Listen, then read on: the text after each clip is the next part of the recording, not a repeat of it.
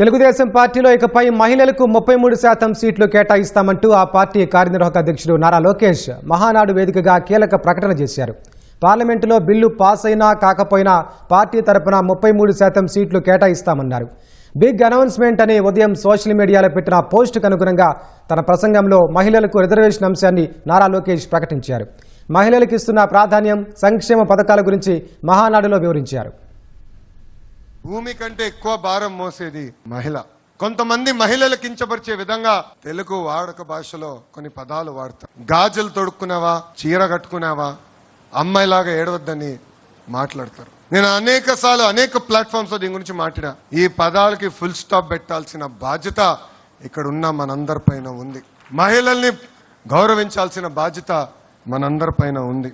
నేను విద్యాశాఖ మార్చిలు అయిన తర్వాత స్కూల్ బుక్స్ లో ఇంటి పనులన్నీ ఆడవాళ్ళు చేసే ఫోటోలు ఉండేది. అలాంటిది ఇప్పుడు 50% చేశారు. అంటే 50% ఫోటోలు ఆడవాళ్ళు చేస్తున్నారు, 50% ఫోటోలు మగవాళ్ళు చేస్తున్నారు ఇంటి పనులు. ఎందుకంటే మార్పు మన ఇంటి నుంచి మొదలవ్వాలి.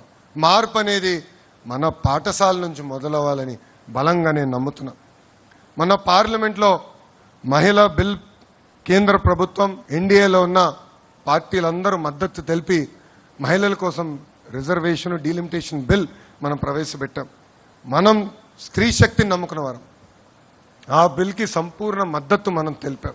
కానీ ప్రతిపక్షంలో ఉన్న కాంగ్రెస్ పార్టీ, దాంతోపాటు ఉన్న కొంతమంది అలయన్స్ పార్ట్నర్స్ అందరూ ఆ బిల్లు ముందరికి వెళ్లకుండా చేశారు. అందుకే ఈ వేదికగా నేను ఒక ప్రతిపాదన చేస్తున్నా. రాబోయే రోజులు పార్లమెంట్లో బిల్ పాస్ అయినా అవ్వకపోయినా తెలుగుదేశం పార్టీ కనీసం 33% స్థానాలు మహిళలకి రిజర్వ్ చేయాలని నేను ఈ సభాముఖంగా తీర్మానం చేస్తున్నా. అంటే కనీసం 33% సీట్లు మహిళలకు అందించాలని.